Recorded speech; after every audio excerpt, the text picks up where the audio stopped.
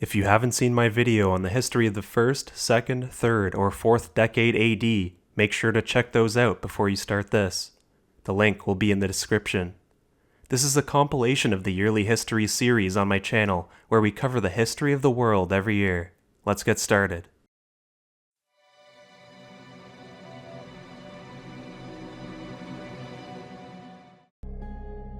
By this time, Caligula has alienated practically every segment of the Roman populace. As a result, one man in particular has hit the limit of what he can handle, and decides to take matters into his own hands. The former tribune, Cassius Chaerea, has frequently found himself to be the butt of insulting jokes from the emperor. Caligula has enjoyed playfully accusing him of being a closeted homosexual, which led to Chaerea developing an immense hatred for the emperor. Now, he hatches a plot to assassinate the tyrant and comes to the conclusion that he needs to do the dirty work himself. There is strong evidence that members of the Senate know about or actively coordinate in this assassination scheme. In January, while Caligula exits a theater after watching some performances, he finds himself walking through a passageway. Swiftly, Cassius Chaerea and two other veteran officers ambush him and stab him to death with their swords, taking extra care to mutilate his body. Immediately upon hearing the news of the murdered emperor, the Senate orders the death of Caligula's wife and infant daughter. The Senate, repulsed by Caligula's character and heinous deeds, debates abolishing the Principate entirely and restoring the Republic. However, the powerful cohort of personal bodyguards of the emperor, the Praetorian Guard, has already set their sights on a potential successor to retain their heavy and lucrative influence over Roman politics. Born in 10 BC, Claudius is a member of the imperial family, but has largely been overlooked due to his physical disabilities, including a limp and a speech impediment. To survive Rome's deadly political intrigues, he has played the role of a harmless fool, though he is actually highly intelligent and well-versed in history and political intrigue. Emperor Augustus was one of the few who recognized his potential, but Claudius was still kept away from public office for most of his life up to this point. His perceived weakness has ultimately saved him from the purges that claimed many of his relatives, and led the Praetorian Guard to believe they could hold influence over whom they believe is a frail individual. Behind the scenes, the overlooked and crafty Claudius makes his move and promises the Guard a hefty bonus to secure his position as their preferred imperial candidate.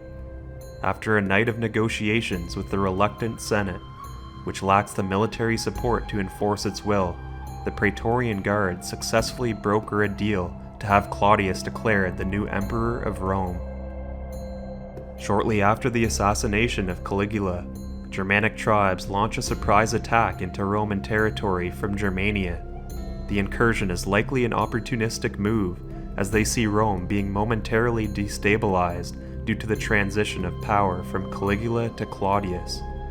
The culprits of this raid are likely the Chauci, or Catti people, but their assault is stopped by the Roman legions stationed along the border. Claudius swiftly orders the frontier to be secured and the region to be reinforced to prevent further incursions. Now we have to introduce the young wife of the new emperor. Valeria Messalina is the third wife of Claudius and currently in her early 20s, whereas Claudius is now 50 years old. The sources depict Messalina as ruthless, promiscuous, and highly capable of deceiving her husband, who seems to be unaware of her adultery. This year, Messalina persuades Emperor Claudius to exile the philosopher Seneca the Younger to the island of Corsica, accusing him of adultery with Julia Livilla, Caligula's sister. Seneca the Younger is the son of Seneca the Elder, the Roman rhetorician who died in 39 AD. The charge is likely politically motivated, as Messalina sees Seneca as a potential rival and seeks to eliminate threats to her influence. In religious affairs, Emperor Claudius issues an edict restoring religious freedom to Jews across the Roman Empire, reaffirming their right to practice Judaism without persecution.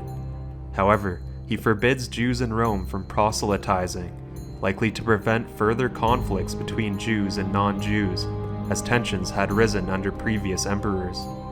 This decree is part of Claudius's broader efforts to maintain stability while balancing Roman tolerance with concerns over religious disputes. The new emperor also makes some significant changes to Roman rule in the Levant. Caligula's former ally, Herod Agrippa, has demonstrated loyalty to the new emperor, and in turn he is rewarded. Claudius grants him full control over Judea as its unquestioned monarch, effectively restoring it as a client kingdom under Roman oversight rather than a fully annexed territory of the empire. Herod Agrippa, a devout Jew, aims to strengthen his rule by aligning with Jewish religious leaders upon his return to Jerusalem. To accomplish this goal, he begins to harshly crack down on Christians to maintain favor with conservative Jewish factions who view the new sect as a threat. Returning to the rebellion at the southernmost border of the Han dynasty, last year, the Trung sisters, at the head of an army of Lac Viet tribesmen, seized control of most of the area surrounding the Red River Delta without much resistance. The march continues as the Trung sisters manage to conquer more territory this year. Even with this concerning rebellion growing in size by the week, Emperor Guangwu is hesitant to respond with his imperial army, which is still battered from dealing with a decade and a half of civil war. Now it's time for In Memoriam, where we look back on the lives of prominent figures who died in the year. Caligula, born Gaius Julius Caesar Germanicus, became the third Roman emperor in 37 AD after the death of Tiberius. Initially popular for reversing Tiberius's harsh policies, his rule soon turned tyrannical, marked by extravagance, cruelty, and erratic behavior. He declared himself a living god, spent lavishly on spectacles, and allegedly planned military campaigns that bordered on the absurd, such as ordering his troops to collect seashells as spoils of war. His reign was also marked by persecutions, including the execution of political rivals and senators, and he reportedly considered appointing his horse Incitatus as a consul. His unchecked despotism and financial mismanagement led to growing resentment, culminating in his assassination in 41 AD by Cassius Chaerea. Despite his short reign, Caligula is sure to leave an enduring legacy as one of Rome's most infamous figures.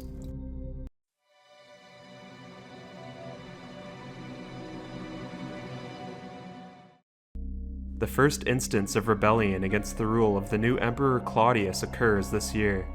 The governor of Dalmatia, Lucius Arruntius Camillus Scribonianus, revolts, acting in coordination with embittered senior members of the Senate. These senators pen a letter to Claudius ordering him to step down, and they declare that the Republic will be restored. The previous year, we witnessed the Senate attempting to restore the Republic following Caligula's assassination, but lacking sufficient power, they failed, allowing Claudius, backed by the Praetorian Guard, to prevail and ascend as the new emperor. Now returning to this year, Scribonianus attempts to raise 2 legions for his revolt, but they turn on him and murder him. This does not entirely put an end to the Senate's disdain for Claudius, so he must remain vigilant. However, with the Praetorian Guard on his side, his position appears to be secure. Ostia is the primary seaport of Rome, located at the mouth of the Tiber River, serving as a major hub for trade and grain shipments. According to tradition, Ostia was founded in the 7th century BC by Ancus Marcius, the 4th king of Rome, as a military outpost to control salt production and protect Rome's coastline. Claudius initiates the construction of Portus, a massive artificial harbor located on the right bank of the Tiber River near Ostia, to improve Rome's grain supply and trade infrastructure. The new port is necessary because Ostia's existing harbor is inadequate for handling large shipments, often leading to supply shortages, especially during storms. The project includes the excavation of a large basin, the construction of breakwaters, and the erection of a lighthouse. In 40 AD, Caligula shockingly had Ptolemy, the client king of Mauritania, killed while he was visiting Rome. As a result, a rebellion against Roman authority broke out within Mauritania and has been active for 2 years. Claudius yearns to see the rebellion snuffed out and the kingdom officially annexed as a Roman province. This year, the Romans take control of the strategic port city of Septim. Its capture allows Rome to establish a stronger presence in the western Mediterranean, particularly by controlling access between the Mediterranean Sea and the Atlantic Ocean. However, the rebellion still rages on in other parts of the kingdom. Mark is a Jewish Christian and was possibly an early companion of Paul and Peter. Mark has traveled to the bustling city of Alexandria in Egypt, where he begins preaching the lessons of Jesus to the local populace.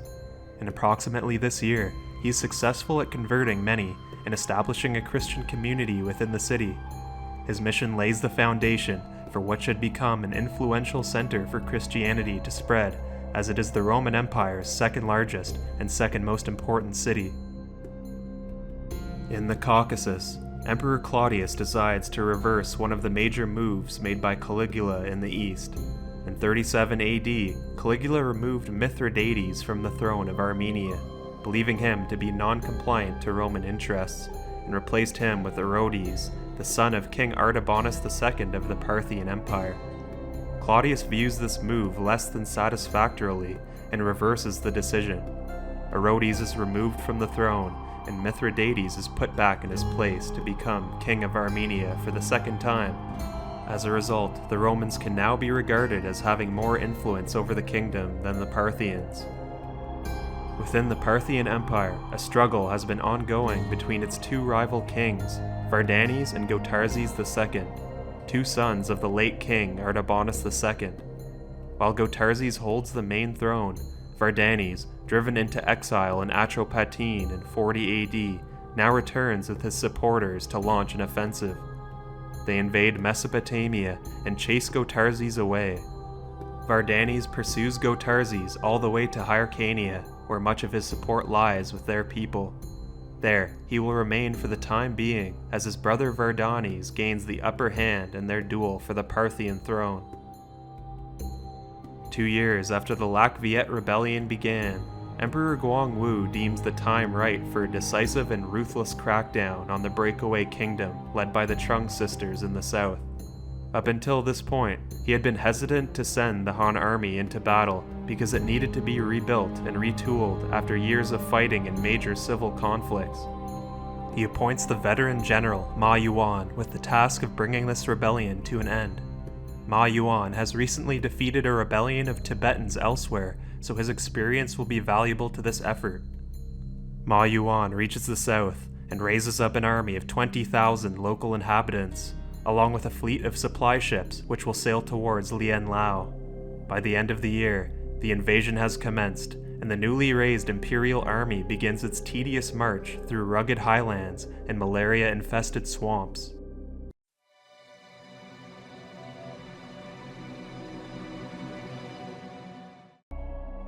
One of Claudius's characteristics that we haven't seen fully emerge yet is his soaring ambition. He clearly believed in himself enough to closely ally with the unpredictable but powerful Praetorian Guard to come to power. This year, he finally launches his first major military campaign to expand his empire. In April, an invasion force of more than 40,000 Roman troops assembles in northern Gaul, readying themselves to cross the Channel into Britannia. The Romans under Julius Caesar saw some limited success on the island, being able to defeat local tribes in battle and establishing a foothold in the south, but these posts were abandoned after a couple years. This time around, Claudius envisions the Roman legions remaining there permanently. Aulus Plautius, an experienced commander, is at the helm of the invasion force. The casus belli, or justification for war, is to restore the ally of Rome and king of the Atrebates to the throne. In past years, he had been deposed by his eastern neighbors, the Catuvillani. Claudius jumps at their request for aid as a prime opportunity to permanently establish an imperial province in Britannia and enhance his personal prestige as a victorious imperator. In addition, the trade between Rome and these southeastern tribes of the Foggy Island has increased exponentially, so there is also a financial incentive to restore order in the Roman fashion. Before the expedition has even commenced, the stench of mutiny is in the air. The legions are haunted by memories of Caligula's embarrassing attempt to assault Britannia, along with the nightmares of the mysterious and barbaric druids of the island, who are known to use human entrails to see the future. Eventually, they come to their senses and embark off to land in the southeastern tip of the island. They are able to land and establish a foothold virtually unopposed, unlike the aggressive and hostile reception that met Julius Caesar's expedition. After securing this bridgehead, Aulus Plautius marches westward with his army. A duo of small-scale skirmishes take place, and subsequently, the first major conflict between the Romans and local tribes occurs. Along the river Medway, the Romans face off against tribesmen positioned on the other side of the water.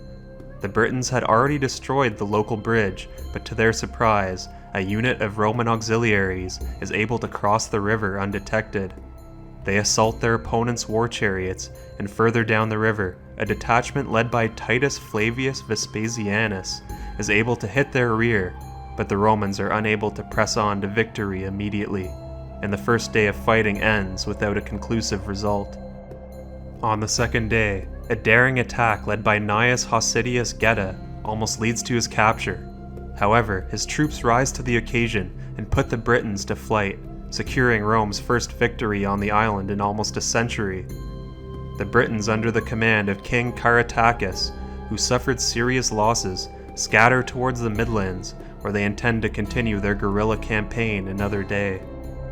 Aulus Plautius does not pursue, as his orders are to halt and call upon Emperor Claudius to come to the island to oversee the fall of the capital of the rival Cativalani tribesmen, known as Camulodunum.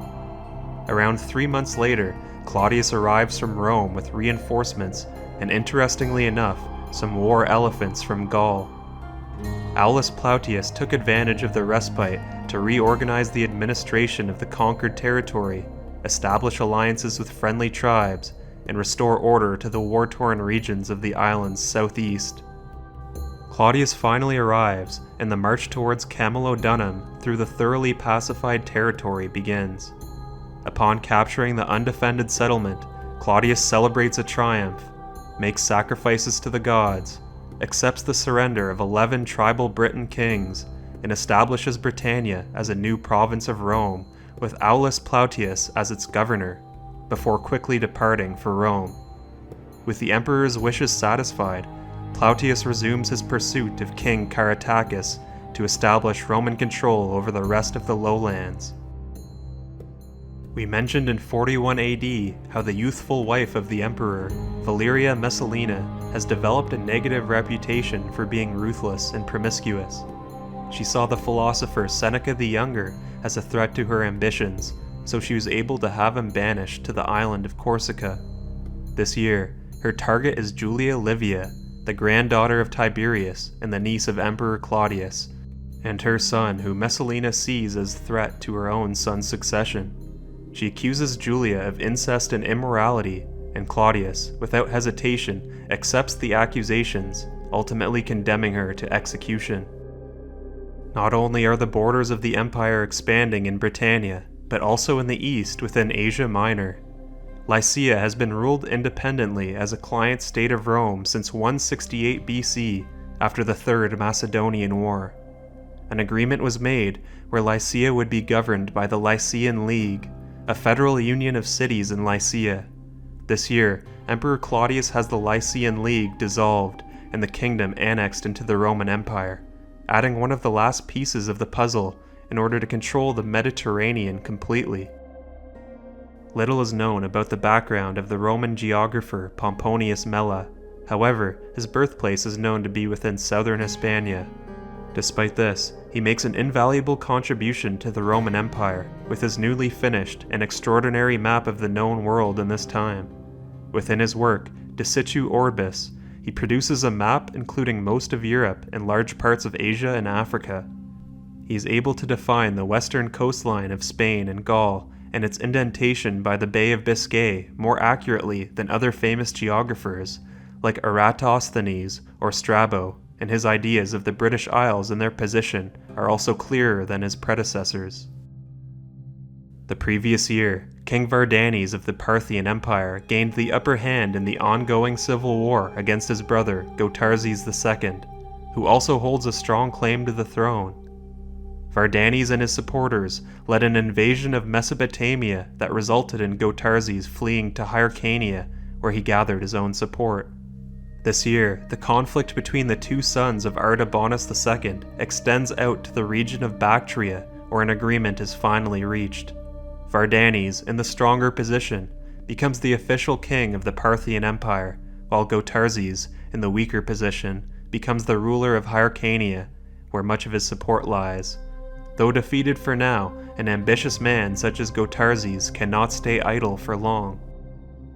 Last year in China, the Han campaign to defeat the rebellion led by the Trung sisters had commenced. In the last weeks of the year, the veteran general Ma Yuan's army crossed into Lac Viet rebel territory.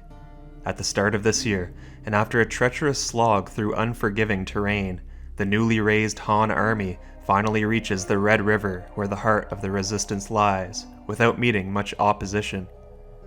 Though in the spring, that changes, as Ma Yuan's imperial army meets the main Trung army near Long Bok, where they fight a pitched battle. The outmatched and inexperienced rebel army is routed by the battle-hardened general and his men. Queen Trung Tak herself is captured and immediately beheaded. Months later, her sister meets the same fate. The remainder of the year is devoted to mopping up the rest of the disorganized resistance. Ma Yuan works to destroy all remaining vestiges of the ancient Viet nobility's influence in the region, and tears away all past existing political authority from their chieftains, replacing them permanently with Chinese administrators. Most of the remaining members of the Lac clans are deported or flee to territory where Viet influence still prospers, and they are replaced by Chinese immigrants. Oppressed under the heavy hand of their Han suzerains in past decades, the Lac Viet rose in defiance, only to find that rebellion brought not liberation, but an even harsher rule. In the heart of the empire, Emperor Guangwu restructures the imperial succession by deposing Crown Prince Liu Jiang and appointing his son Liu Yang as the new Crown Prince. This is the very same son whom the Emperor primed for this title swap in 39 AD when Liu Yang was elevated to the position of the Duke of Donghai, but at this point his name is also changed to Liu Zhuang because of traditional Chinese naming taboos and to better fit his role as heir. Liu Jiang is now reassigned as the Prince of Donghai. Now it's time for In Memoriam, where we look back on the lives of prominent figures who died in the year. The Trung sisters, Trung Trak and Trung Ni, were Viet women who led a major uprising against Chinese Han rule in 40 AD. Born into a noble family, they were well educated and trained in martial arts, with Trung Trak's husband reportedly killed by the Han, sparking their revolt. Rallying thousands of followers, they quickly took control of around 65 settlements, declaring themselves rulers and restoring a short-lived independent Viet state. However, the Han retaliated with a massive military campaign under General Ma Yuan, and by 43 AD, the rebellion was crushed. Both sisters were captured and executed.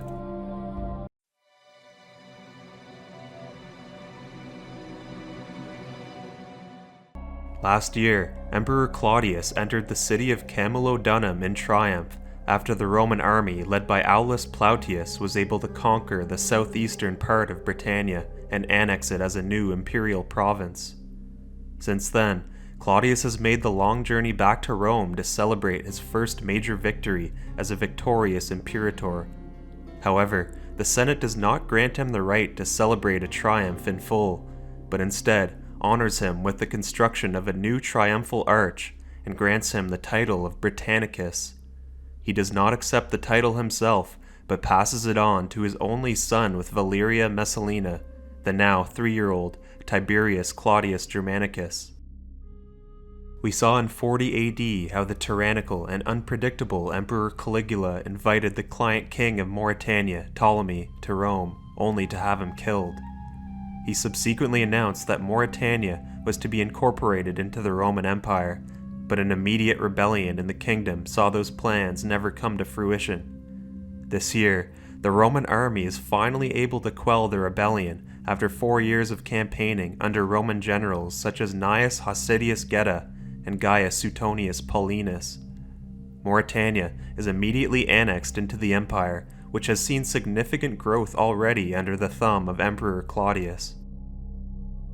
During Herod Agrippa's tenure as king of Judea, he has made it a priority to target Christians residing in his lands with the goal of appeasing the influential Orthodox Jewish leaders in the community.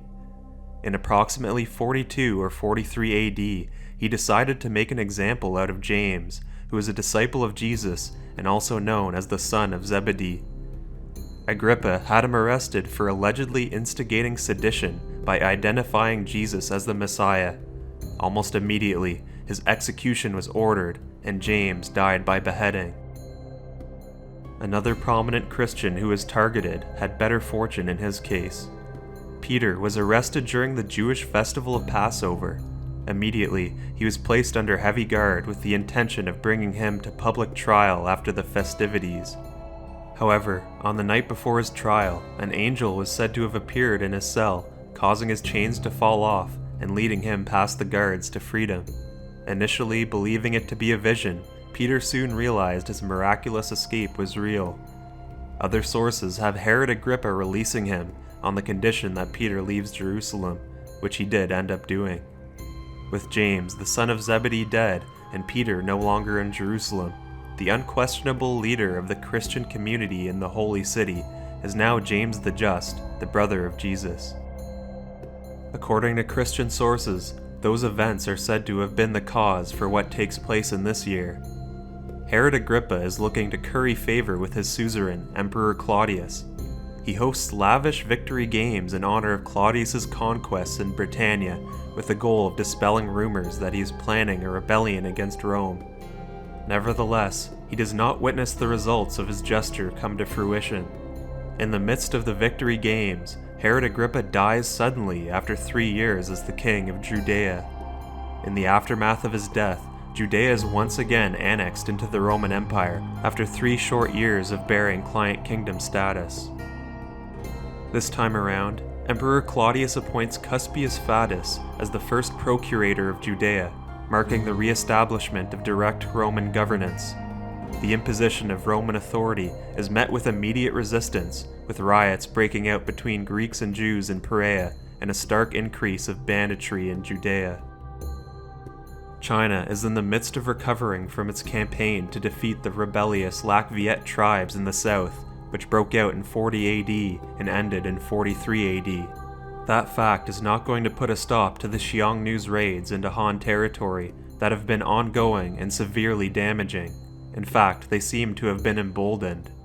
This year, the long-reigning Chan Yu, or leader of the Xiongnu, Huder Shidaogao, launches significant raids into Han territory, reaching as far as the Tian Shui, Youfufang, and Shandong commanderies. In past years, Emperor Guangwu has tried his hand at building earthworks to block the traditional Xiongnu invasion routes, but to no avail. Moving briefly to the Korean peninsula, where control over Nakrong changes hands once again.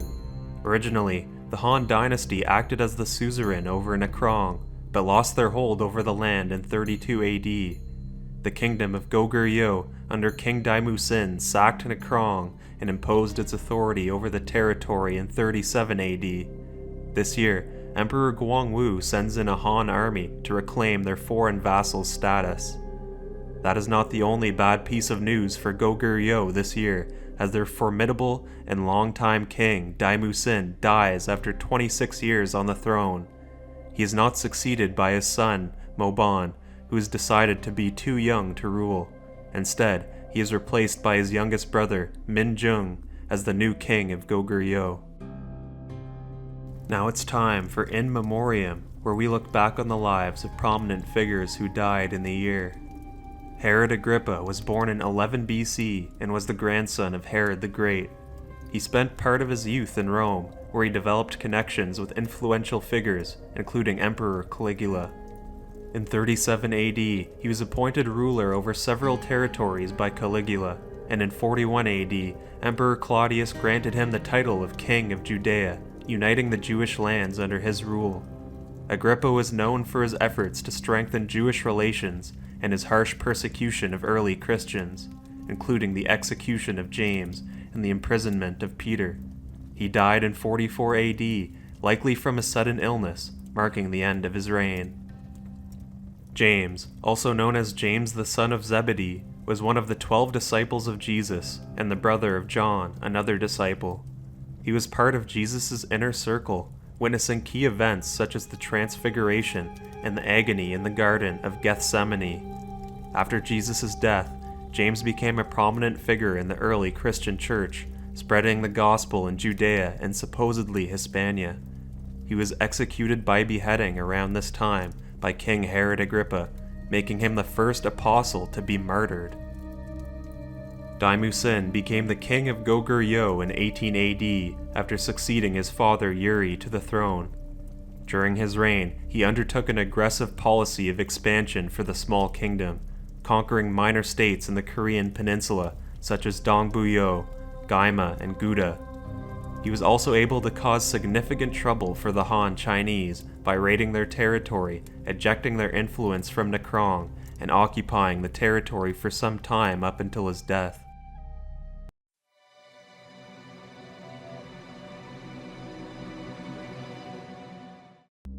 To start off the year, we will catch up on what the Romans have been up to in Britannia since its invasion and annexation in 43 AD.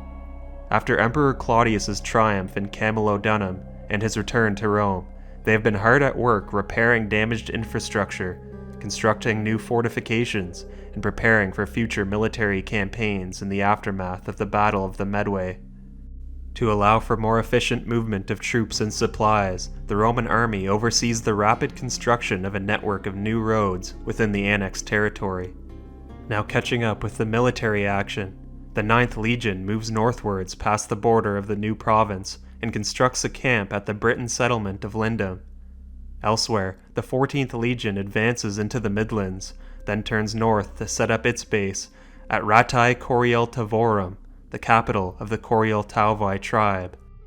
In the south, the general Titus Flavius Vespasianus, who has been looking to make a name for himself, marches down the southern coast with his 2nd Legion.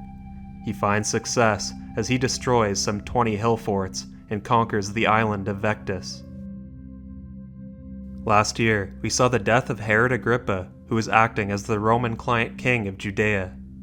Judea was subsequently annexed as a province of the Roman Empire for the 2nd time, and placed under the control of a procurator named Cuspius Fadus, who was met with resistance in response to the administrative changes immediately. Around this year, a Jewish preacher named Theudas has been fanning the long-standing flames of resentment against the Romans. He campaigns for the position to lead the resistance against their overlords.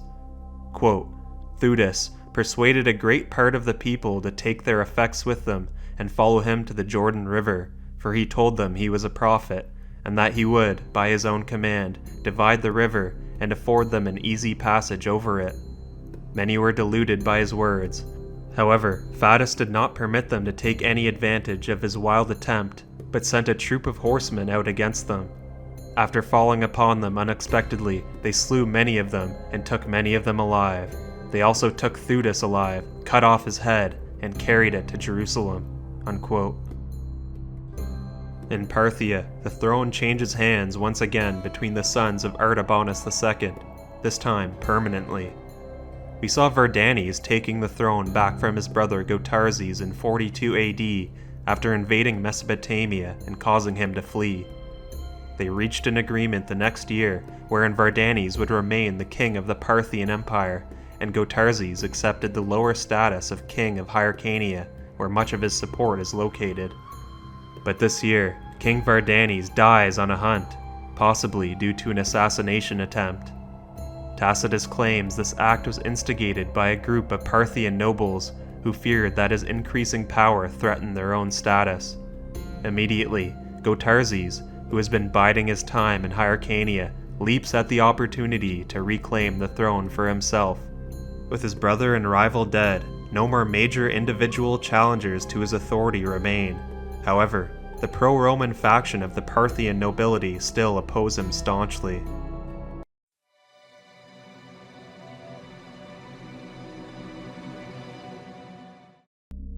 At the start of the year in Britannia, General Titus Flavius Vespasianus sets out to build upon his earlier military successes in the island's southern regions.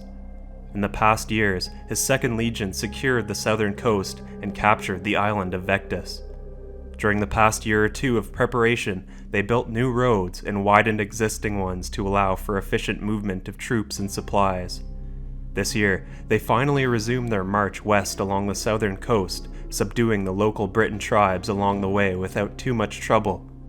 By the end of this year, he reaches as far as the Dumnonii tribe's settlement of Isca Dumnoniorum in the southwestern portion of the island, where they are able to secure lines of trade and communication for the Romans. Unfortunately for Vespasianus, he can't go much further as he is seriously injured during the fighting. With his future uncertain, the ambitious man must return to Rome to allow himself time to heal before proceeding to advance his career further. In Rome itself, two men plot against Emperor Claudius. Asinius Gallus the Younger and Titus Statilius Taurus Corvinus supposedly conspire with some of Claudius's freedmen who hold great influence and are detested by the Roman aristocracy. The plot is uncovered, and Claudius orders Gallus the Younger to be exiled, while Corvinus is possibly put to death. Even with the success that the emperor has seen administratively and his demonstrable ability to grow the empire rapidly, dissent still swirls among the nobles, stemming from the preconceived notions about his weak appearance and the fashion in which he came to power.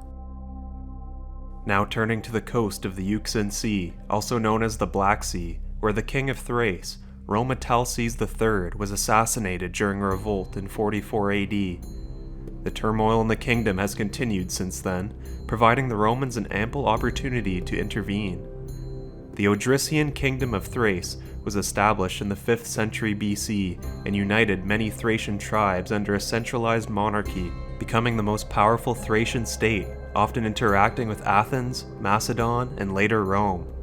After centuries of internal fragmentation and external domination, first by Macedon under Philip II, and later by the Diadochi, Thrace came under increasing Roman influence during the 1st century BC, becoming known as the Sapian Kingdom.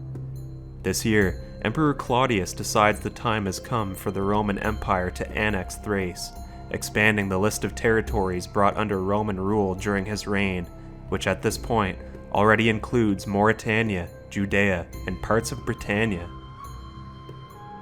The empire in China has been without control of Xiyu, or the western regions, since 23 AD, when the Qin dynasty was overthrown in favor of the restoration of the Han. The Xiyu region lends significant economic advantages for China, as it allows them to control lucrative trade routes and ally with the local kingdoms in their struggle against the Xiongnu.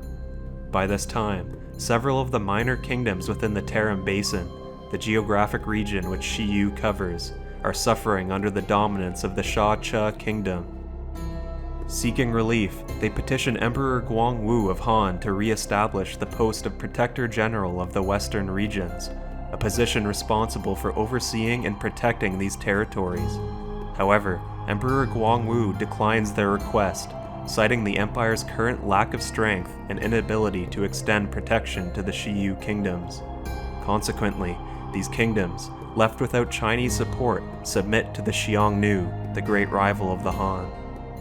However, the fierce Xiongnu tribesmen may be known for their ruthless raids into northern Han territory, devastating the lands, but this year they are greatly suffering themselves. Their longtime Chan Yu, or leader, Huder Shidaogao, dies at the age of 80. The veteran commander conducted constant raids on Chinese territory since coming to power in 18 AD. His son, Wu Dadihu, succeeds him, but also dies after a few months. The next in line to accept the position of Chan Yu is his brother Punu, who is able to stay alive until the end of the year, unlike Wu Dadihu.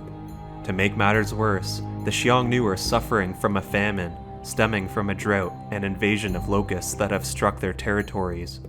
Punu's uncle, Setuhu, offers to act as an agent with the goal of asking for aid from the Han dynasty.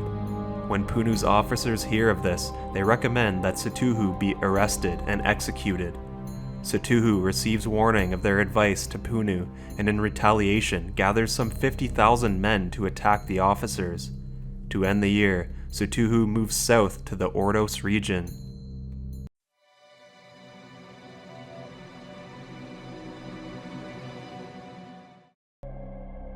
Starting off the year in Britannia, a new governor is placed in command of the Roman province. The successful former governor and commander Aulus Plautius is granted honors and replaced with Publius Astorius Scapula. The south and east of the island have been securely occupied under Plautius, and alliances have been made with tribes outside the Roman-controlled area, but other tribes still continue to resist. Believing a new governor would be reluctant to campaign so late in the year, the unfriendly tribes stage attacks and uprisings. The new governor, Astorius, is no slouch himself and responds aggressively, fighting back relentlessly and allowing the native resistance no time to regroup.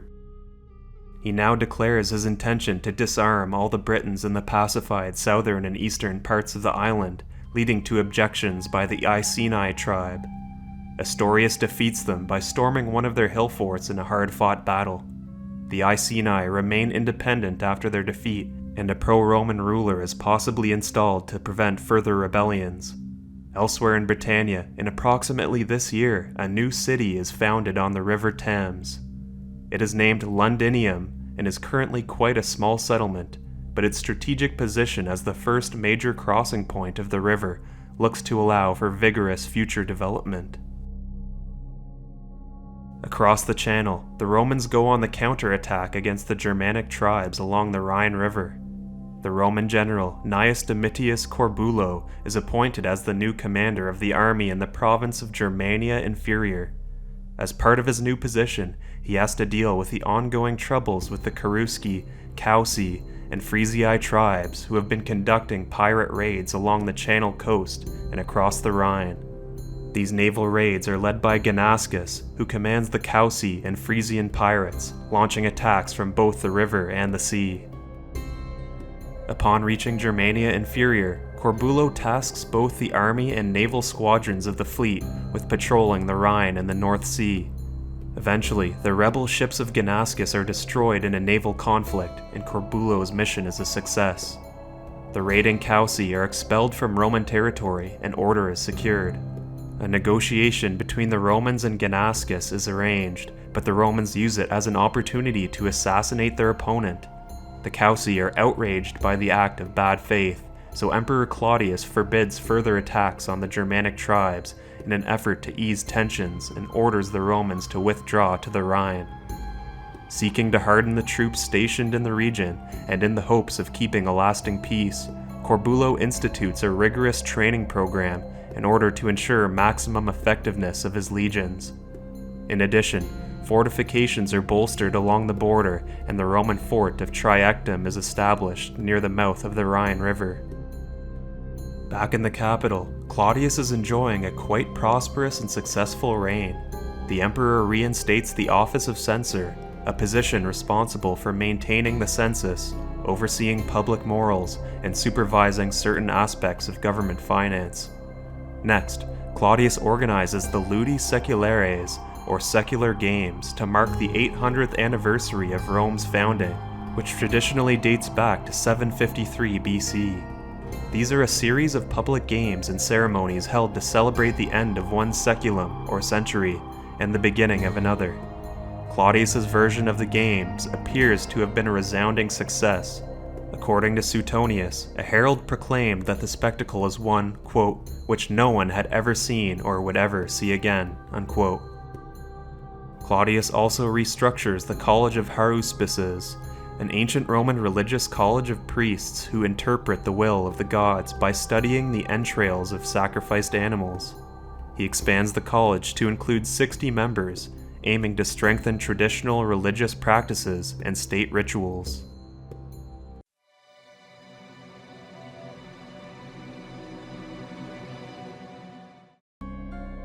Last year, we saw several instances of Roman forces under the new governor, Publius Astorius Scapula, successfully suppressing Britain resistance to Roman rule.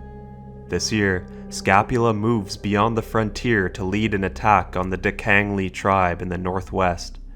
This move allows the Romans to reach the sea in the western part of Britannia, effectively cutting off the Briton tribes in the west from those in the north.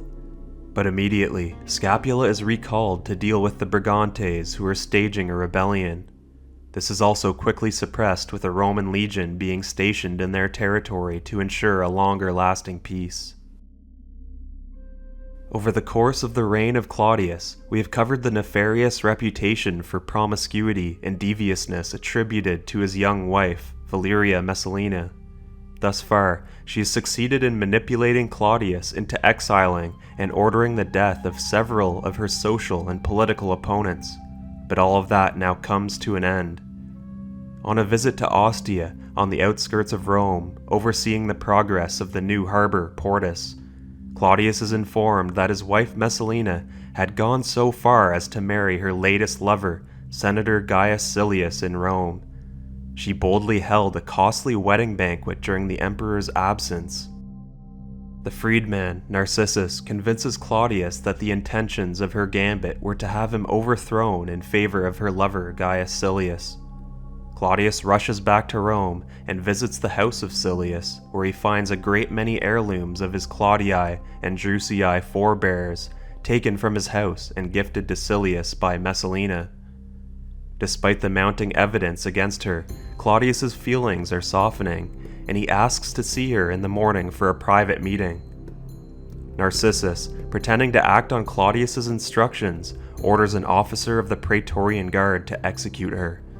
When the troop of guards find Messalina, who has taken refuge with her mother, she is given the option of taking her own life. Unable to muster the courage to slit her own throat, she is killed by the thrust of a sword from one of the guards.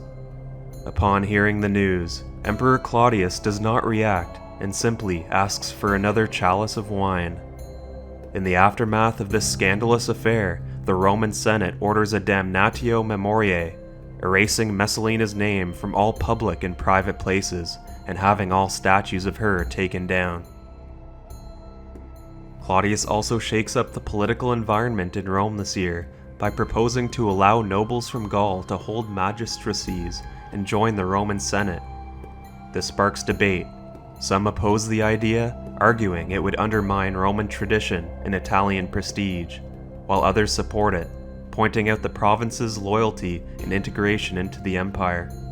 Claudius defends the proposal with historical examples, emphasizing that including provincial elites would strengthen and unify the empire. In the end, the Gallic nobles are granted jus honorum, or the right to hold Roman offices. Claudius has also occupied the office of censor since last year, which is a position responsible for maintaining the census, supervising public morality, and overseeing certain aspects of the government's finances. He ordered a census to be conducted over the course of his censorship, and the results are in, with a population of 5,984,072 Roman citizens being revealed. This is in contrast to the census of Augustus in 14 AD, which showed a population of 4,937,000 citizens, indicating a population increase of 1 million in the last 34 years. It is worth noting that this is not the totality of the people actually residing within the empire, as most of the residents are non-citizens or slaves. Now it's time to catch up on what Paul the Apostle has been up to. Last time we heard about him, he had journeyed to the holy city of Jerusalem and met with Peter and James in 38 AD. In this year, he has completed his first missionary journey, which began 2 years prior, with the goal of spreading Christianity in the face of persecution. Last year, he was asked by Barnabas, a man from the island of Cyprus, and his missionary companion, to come to the city of Antioch, where a sectarian dispute is underway.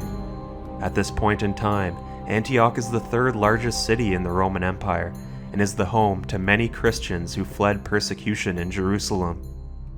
Quote, "The Antioch Christians took a critical step towards severing the relationship with the local Jewish community by establishing the first separate Christian church, which they built onto a cave just outside the city walls.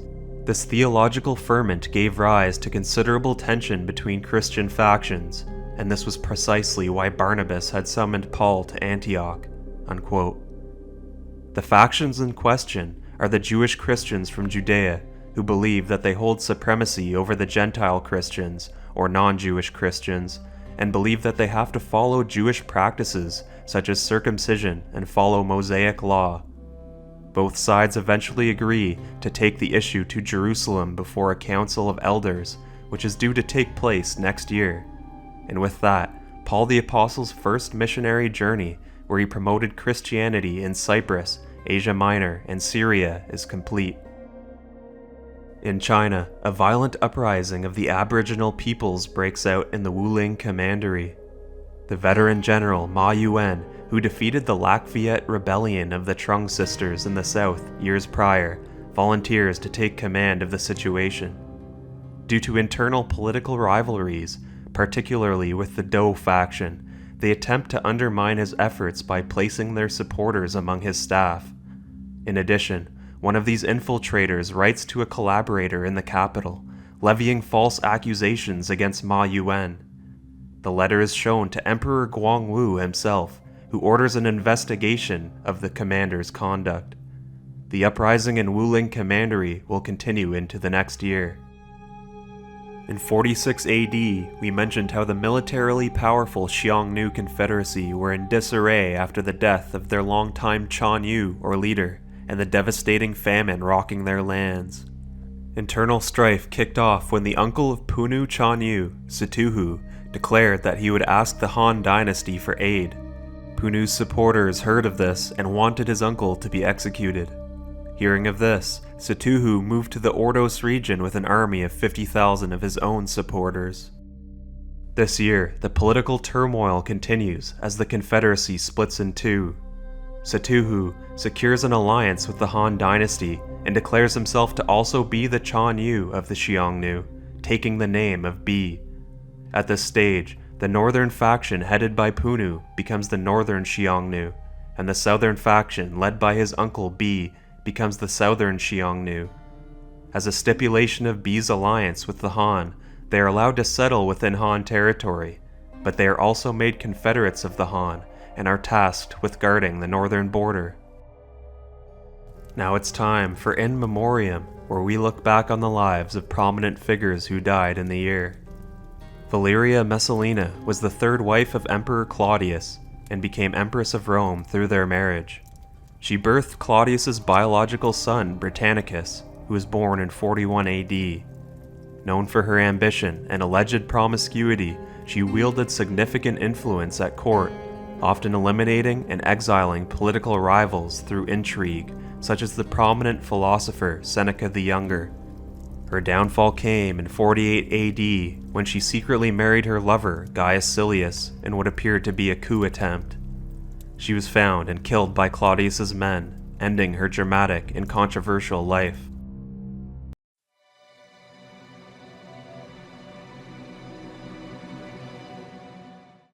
Starting off with the Roman activities in Britannia. Last year, we saw the Roman governor of Britannia, Publius Astoria Scapula, campaigning against Briton rebels and remaining undefeated as the new governor. But this year, he is taking stock and consolidating the resounding Roman gains made thus far in Britannia. He moves to establish a colonia or colony of veterans at Camulodunum to secure the newly conquered territory and to act as a defense against rebellion and a means of implementing Roman law.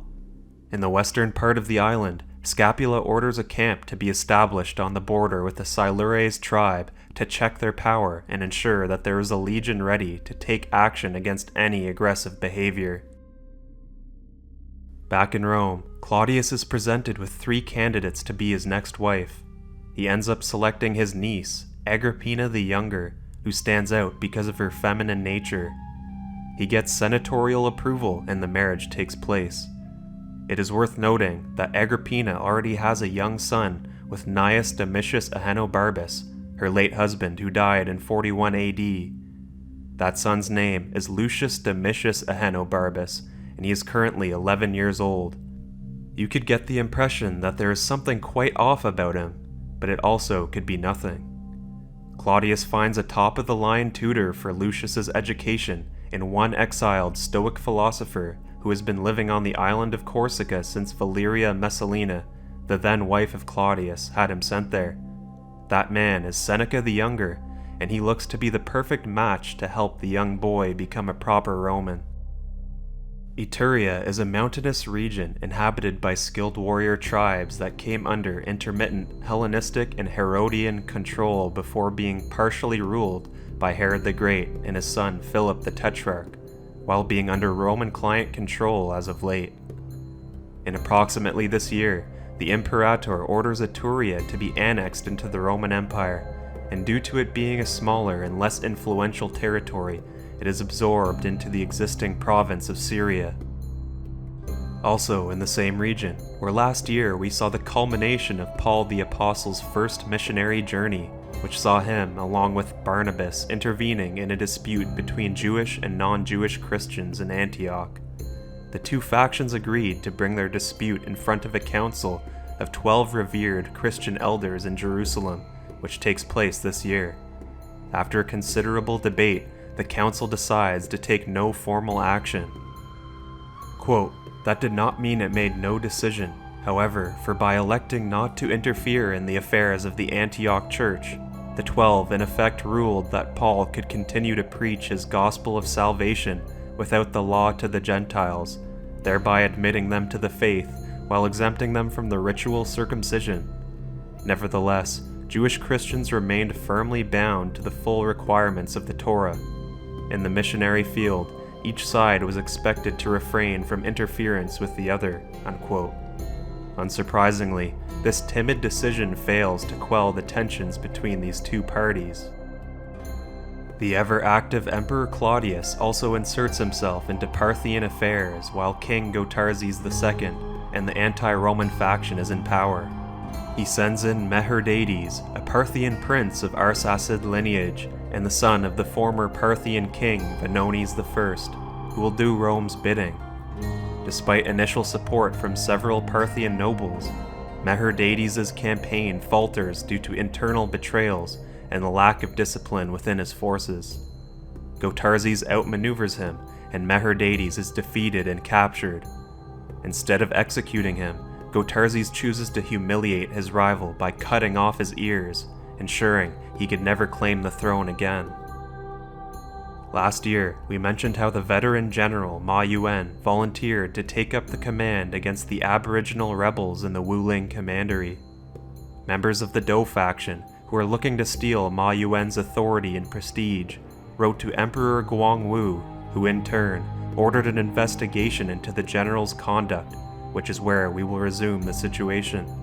However, quickly after Ma Yuen is able to bring the rebellion to an end this year, he suddenly falls ill and dies of a fever, much to the jubilation of those members of the Dou faction looking to climb the ladder of influence. With Ma Yuen dead and unable to defend his name, he is denounced by Emperor Guangwu and posthumously has his hard-earned title of Marquis stripped from him. His family members attempt to plead with the Emperor for a pardon, but they are refused. With this prominent member of the Ma faction dead and disgraced, their power wanes as that of the Dou faction is greatly increased. In past years, we have seen how crushing environmental conditions and political instability have been plaguing the Xiongnu Confederacy north of the Han border. This set the stage for a conflict between two nobles, Punu, who has been the Chanyu or leader since 46 AD, and his uncle Setuhu, who broke off with his own supporters and took the name of Bi after being proclaimed the Chanyu in his own right by his own supporters. With this split, Punu headed by the northern Xiongnu faction and Bi the southern Xiongnu. Bi allied with the Han, who in turn allowed him to settle in their territory in exchange for becoming their confederates tasked with protecting the frontier. This year, the Han court officially recognizes the division between the northern and southern Xiongnu. Emboldened by his new backers, Bi goes on the offensive against his nephew by sending his brother Mo to attack the northern faction. They capture Punu's younger brother and return with 10,000 captives as well as thousands of livestock. To make matters worse for Punu, two of his chiefs also defect to join B. As a result, Punu is forced to relocate north across the Gobi Desert. Elsewhere, the new king of Goguryeo is looking to make a name for himself. Mobon of Goguryeo looks to expand the borders of his kingdom as those before him have done, especially the late king Daimusin, who is his father. According to contemporary sources, Mobon is not popular with his people and is known to be fierce and stubborn in character. To win glory, he sets his sights on the mighty Han dynasty, preparing his army to launch an assault on their northeastern commanderies. Once the attacks commence, he launches several assaults on the Beiping, Yuyang, Shanggu, and Taiyuan commanderies.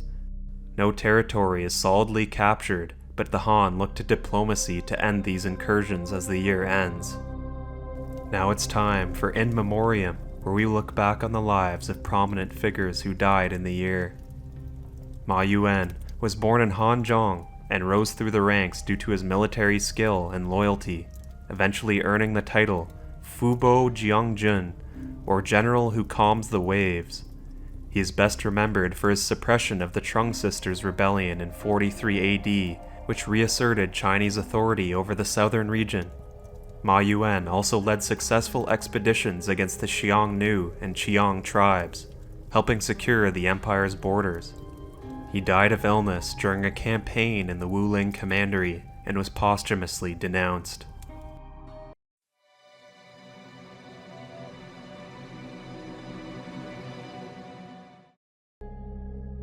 Last year in Rome, Emperor Claudius married his niece, Agrippina the Younger, who already had a son from a previous marriage, Lucius Domitius Ahenobarbus.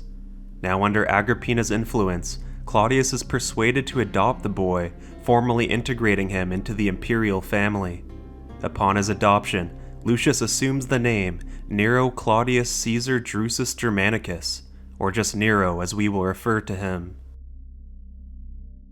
Moving to the northwest, where we previously saw the beginning of the transformation of the provinces along the Rhine River by the commander Gnaeus Domitius Corbulo. After repelling Germanic pirate raids, Corbulo seized the situation by bolstering fortifications, constructing a new fort at the mouth of the river, and instituting a rigorous training program to ensure maximum effectiveness of his legions. In approximately this year, he orders the construction of the canal Fossa Corbulonis between the Rhine and Meuse rivers, forming an important shortcut between the two waterways and further developing the region. This year in Judea, further conflict amid the tensions between the Jews and Romans continue. In an inciting incident, a Roman auxiliary soldier rips apart and burns a copy of the Torah during a raid on a Judean village which was suspected of harboring bandits. The outcry and backlash for this act was so severe that the procurator of Judea, Ventidius Cumanus, is forced to have the soldier in question executed to quell the angry mob. The tensions between these two peoples have been mounting over the decades and don't look to be eased anytime soon. Last year, we saw B of the southern Xiongnu taking advantage of their new alliance with the Han dynasty to order an attack on the northern Xiongnu. The contingent was able to capture the brother of Punu, the Chanyu of the northern faction, along with 10,000 captives. This year, Punu's brother is able to escape for a short time and rallies some troops on his own, but is swiftly defeated. Seeking a further advantage over his rivals, B offers submission on behalf of the southern Xiongnu to the Han dynasty, prostrating himself symbolically, though stopping short of full surrender, in exchange for military support in their ongoing war. Now it's time for In Memoriam, where we look back on the lives of prominent figures who died in the year. Philo of Alexandria was a Hellenistic Jewish philosopher who lived in Roman Egypt and sought to harmonize Greek philosophy, especially Platonism and Stoicism, with Jewish theology. He believed that the Hebrew scriptures could be interpreted allegorically, and that reason and divine revelation ultimately led to the same truth. Although he came from a prominent Jewish family in Alexandria, he lived through periods of intense tension between Jews and Greeks in the city. Philo led a Jewish diplomatic mission to the Roman Emperor Caligula, defending Jewish rights and appealing for tolerance during a time of persecution. Phaedrus was a Roman fabulist who is best known for adapting Aesop's fables into Latin verse. Originally a slave from Macedonia, he was later freed and became a Roman citizen, allowing him to pursue literary work. His fables often carried moral lessons and subtle criticisms of Roman society and politics, sometimes targeting figures of authority. He wrote in a clear and witty style, helping to preserve and popularize fable literature in the Roman world. Aulus Cornelius Celsus was a Roman encyclopedist best known for his surviving work, De Medicina, one of the most important sources on medical knowledge in the early Roman Empire. Although little is known about his personal life, he's believed to have been a wealthy and educated Roman who wrote on a wide range of subjects, including agriculture, law, military science, and rhetoric, though only his medical writings survive. De Medicina covers topics such as diet, surgery, pharmacology, and hygiene, and reflects both Greek and Roman medical traditions. Celsus emphasized the importance of observation and practical experience in medicine, and helped preserve the teachings of Hippocrates and other Greek physicians. And that completes the history of the 5th decade AD. If you're curious about what happens next, please like and subscribe to follow the series in the future.